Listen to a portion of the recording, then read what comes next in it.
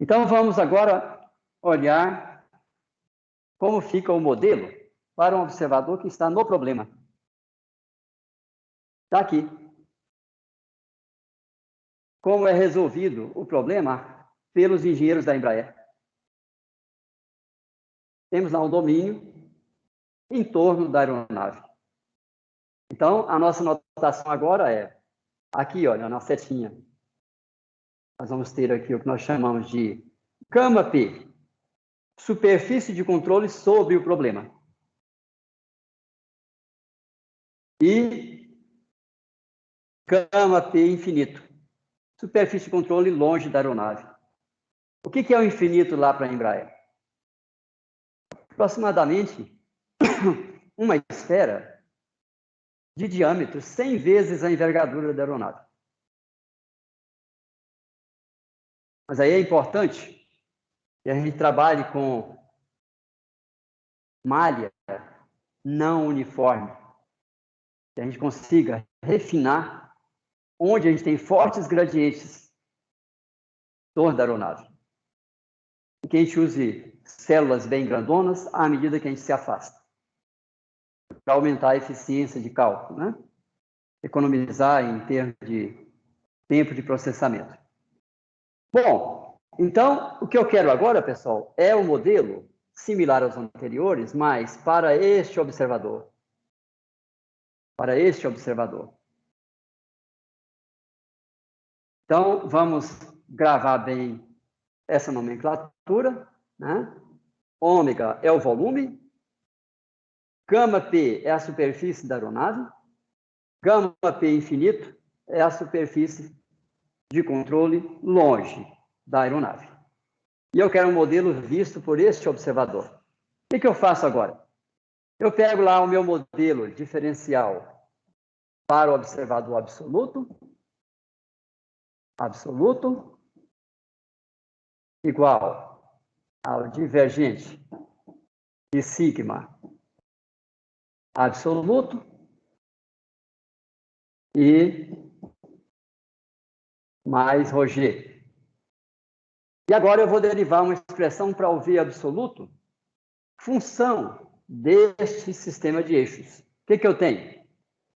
S é igual a R tio mais R tio.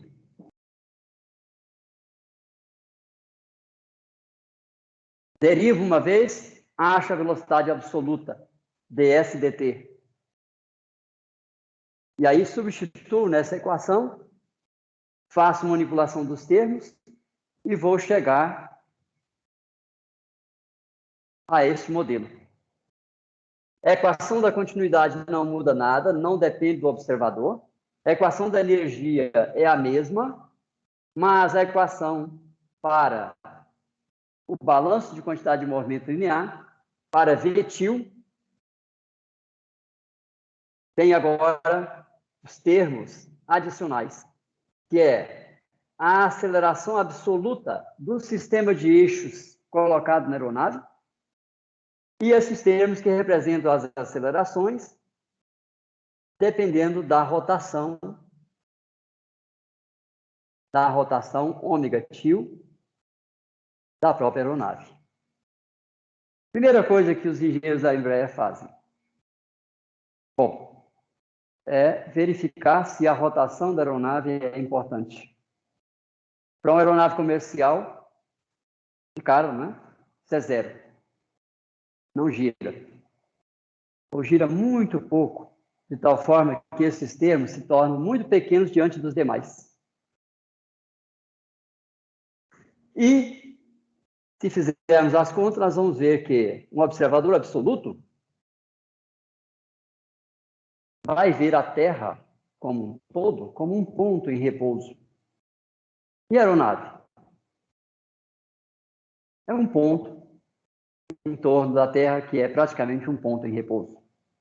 Então, para um observador absoluto, esse termo para um problema como a aeronave, é desprezível.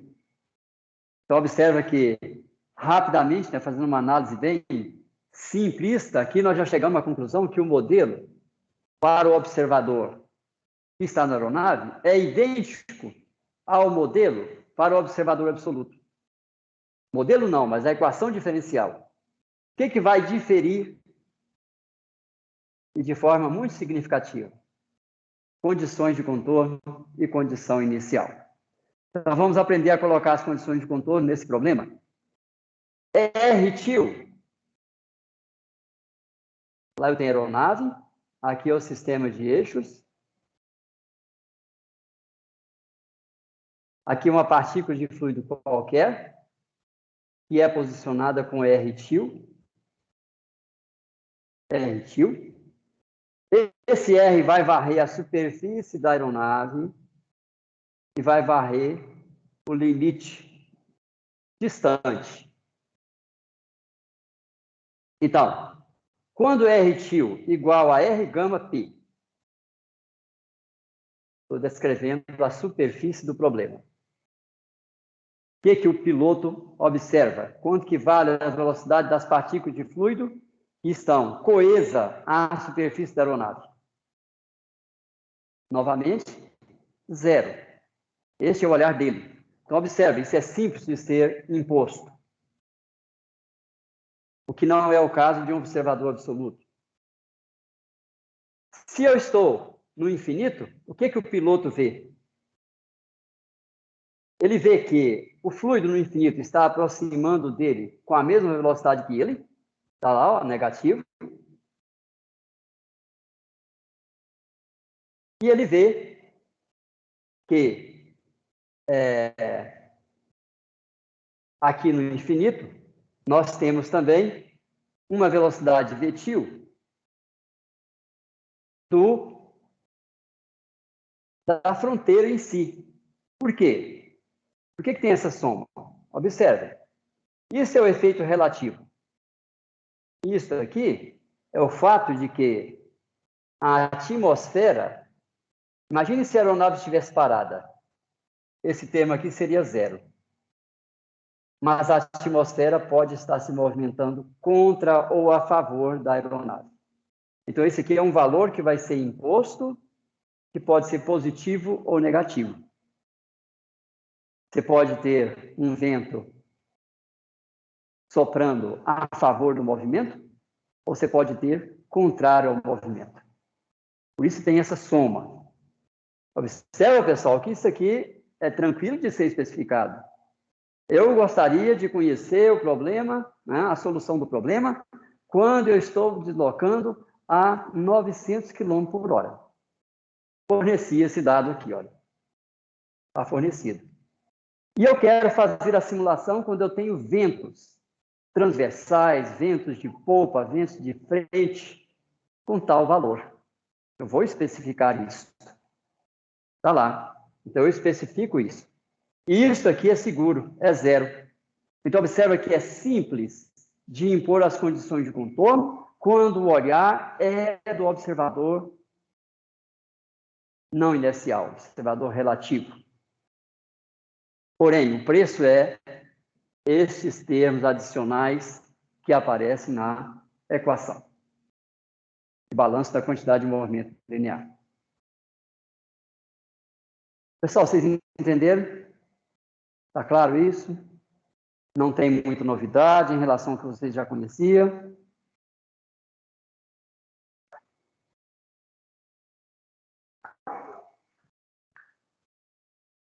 Tudo bem? Posso avançar? Professor, eu tenho uma dúvida, pontuar mais uma curiosidade. Em modelagens, por exemplo, em sistemas mais locais, por exemplo, dentro de uma tubulação, algo, por exemplo, em processos químicos e nesse tipo de modelagem de escoamentos, qual dessas abordagens aí é a mais indicada? Essas, por exemplo, que envolvem observadores absolutos, ela realmente é necessária nesses casos ou seria um preciosismo? Então, nós sempre vamos optar pela formulação proposta pelo observador que está no problema. Por quê? Facilidade de imposição das condições de contorno. Sempre vamos fazer essa opção. Agora, o que nós vamos ter que verificar, função de cada problema, são estes termos, que nós devemos guardar. Ok? É isso que é importante. Se a gente chegar à conclusão que eles são desprezíveis, então nós vamos... O que vai diferenciar este modelo do modelo absoluto? Isso aqui, ó. Isso aqui que vai ser diferente. Tá? Quando você tem um observador não inercial ou um observador absoluto. É isso aí que vai mudar. Não é? Se você tem lá um conduto, imagina lá uma tubulação.